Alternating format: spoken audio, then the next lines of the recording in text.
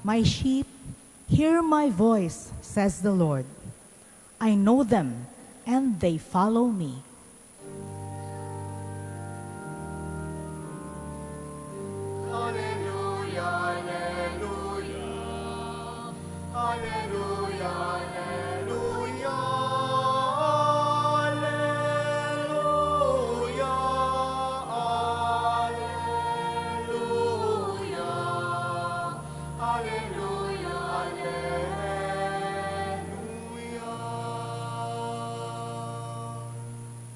The Lord be with you. And with your spirit. A reading from the Holy Gospel according to Luke. Glory to you, O Lord. Jesus said to his disciples, I have come to set the earth on fire, and how I wish it were already blazing. There is a baptism with which I must be baptized, and how great is my anguish until it is accomplished. Do you think that I have come to establish peace on the earth? No, I tell you, but rather division. From now on, a household of 5 will be divided, 3 against 2, and 2 against 3. A father will be divided against his son, and a son against his father, a mother against her daughter, and a daughter against her mother, a mother-in-law against her daughter-in-law, and a daughter-in-law against her mother-in-law. My dear friends, the Gospel of the Lord. Praise to you, Lord Jesus Christ. Good morning po sa inyong lahat. Patiin natin ang mga katabiho natin ng good morning. And tayo po ay nagsisimula na sa isang bagong linggo. Well, sa kalendaryo ng simbahan, Sunday is actually the beginning of the new week. No? At yun ang katatandaan ho natin na ang linggo ho ay simula ng isang bagong linggo. Kaya nga ang tawag natin ay isang linggo. So magsimula tayo sa linggo. And what is the best and the right way to begin a new week is to be with God. At tayo ay bibigyan ng Diyos ng gabay. Paano natin dapat gamitin ng isang bagong linggong binibigay sa atin? At marahil ang inaasahan natin ay mga salitang talagang makakapagpaginhawa ng ating kalooban na ikaw ay pagpapalain. Sige nga, simulan natin ng magandang isang bagong linggo. Sabihin nyo sa katabi ninyo, pagpapalain ka ng Diyos. Diba? Masarap marinig yan. God will bless you. Amen? So God will bless you. Masarap marinig yan. God will forgive you. God will heal you. God will provide for you. God will save you. Masarap marinig yan, di ba? And God will make your life beautiful and peaceful. Pero parang sa narinig natin ngayon, bakit parang iba ang tono ng Panginoon ngayon? Sabi niya, do not think that I have come to establish peace on the earth. Hindi ba sabi niya nung minsan, I bring peace. Ngayon sabi niya, I do not bring peace. Ay Lord, ano ba talaga? Alam niyo ho, yung kapayapaan na binabanggit at tinuturo ng Panginoon ay hindi yung kapayapaan ayon sa standard ng mundo. I remember ho, nung ako ay nag-30-day retreat. Alam niyo po, alam ni Brother Juniel ito, bago kami maordinahang pare, isa sa mahalagang requirements ay ang 30-day retreat, Ignatian retreat. 30 days. Diyos ko, tayo nga overnight lang na recollection at retreat, hirap na hirap. 30 days. At hindi lang ho yun. There is more. And the more difficult part of the 30-day retreat ay ito. Silent retreat. Silent retreat.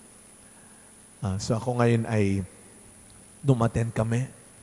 Walang usap-usap.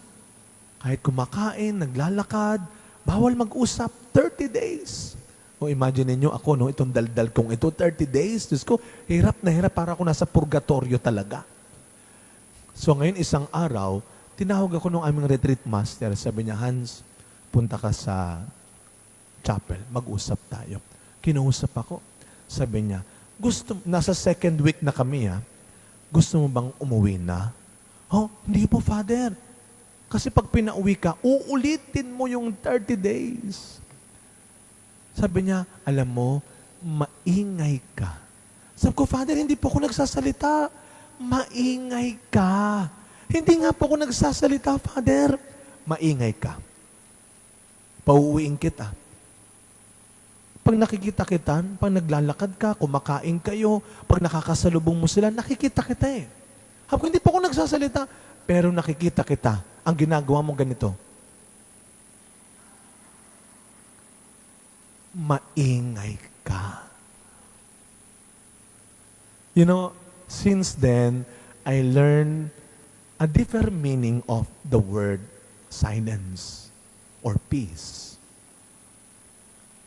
Peace is not the absence of noise, but it is the presence of God's voice. Hindi porket hindi nagsasalita, payapa. Hindi porket hindi maingay, masaya sa buhay. At yan ay nararanasan din ng maraming taong kagaya ni Jeremias sa unang pagbasa natin. When Jeremiah gave his yes to God and obeyed the will and the plan of God for him, hindi na naging payapa ang buhay niya. Sapagkat maraming persecutions. Kaya nga sa ating unang pagbasa, narinig natin kung paano humantong na sa matinding pagsubok, pagpapahirap ang buhay ni Jeremias for preaching the truth, for obeying the will of God. Kaya kapag ikaw ay dumaranas ng maraming persecution, ng paghihirap, ng pag-uusig, dahil pinili mo nang magsabi ng totoo, dahil pinili mo nang gumawa ng mabuti at tama, huwag mong questionin ng Diyos. At huwag mong tanungin ng sarili mo, tama ba itong ginagawa ko? Yes, indeed. Because when you choose Christ, you are also choosing the cross of Christ. And there is pain in the cross. There is persecution in the cross. There is suffering on the cross. Kaya sabi ng ikalawang pagbasa, wala na tayong iba pang dapat gawing gabay, kundi ang Panginoon. Jesus experienced all this persecution, all the suffering, for the sake of the gospel, for the sake of obeying the Father. Kaya nga mga kapatid, meron tayong nakapalibot, stations of the cross. Kaya if you find it hard to obey, if you find it hard, at kapag ikaw ay natatakot na, ikaw ay nagsasawa na, at ikaw ay nagdadalawang isip na sa pagsasabi ng totoo, sa paggawa ng mabuti, sa pagtuturo ng maganda, lalo kang magsimba. And before you look at the cross, you look at around you. There is the stations of the cross. Bago niya narating ang tagumpay sa krus, pinagdaanan niya muna ang daan ng krus. Kakatapos lang ng piyesta natin. And Mary also experienced that. When she kept everything in her heart, itinago ni Maria lahat ng lungkot niya, lahat ng takot niya para sa anak niya, lahat ng sakit na naramdaman niya dahil sa ginagawa nila sa anak niya. She followed the way of the cross. And the reward is heaven. Kaya nga sa ating ebanghelyo, anong sabi ni Kristo? I have come to set the earth on fire. Sabi nung kaibigan kong lektor the other day, o kahapon, nagmisa ako ng maaga sa Patay. Sabi niya, Father, about the gospel sa Sunday, anong ibig sabihin ng Panginoon that I have come to set the earth on fire? What is that fire all about? Well, ano ba ang simbolo ng apoy? ang Espiritu Santo. At dumating ako sa mundo para ibigay ang Espiritu Santo na sana'y naglalagablab na. And what is the fruit of the Holy Spirit? Truth. Kaya nga anong sabi ng Ebanghelyo natin? Ano ang pinakamatinding pagsubok? Yung ibang tao, minsan kaya mong palampasin, kaya mong tiisin. Pero anong mahirap tiisin? Yung pamilya natin. Yung mahal natin sa buhay. Huwag mo nang patulan, nanay mo eh. Huwag mo nang sabihan, kapatid mo naman. Huwag mo nang hayaan mo na, asawa mo naman. Tandaan niyo ang sabi sa pagninilay, kung hahangarin mo rin naman ang langit, sama mo ang pamilya mo. At para magkasama-sama kayo sa langit, itama mo kung mali. Sabihan mo kung masama na. Let the fire of the Holy Spirit be in your family. Kahit masakit, kahit mahirap, gawin mong ang mali ay mali, ang tama ay tama. Kahit pa, kahit na. As we continue this celebration, my dear friends, we continue to ask our Blessed Mother, kahit hindi na piyesta, we continue to ask her to pray for us. Na sana just like her, magawa nating maging matatag, maging matapat sa pagsunod natin sa daan ng krus, ang daang maghahatid sa atin sa tunay na kapayapaan.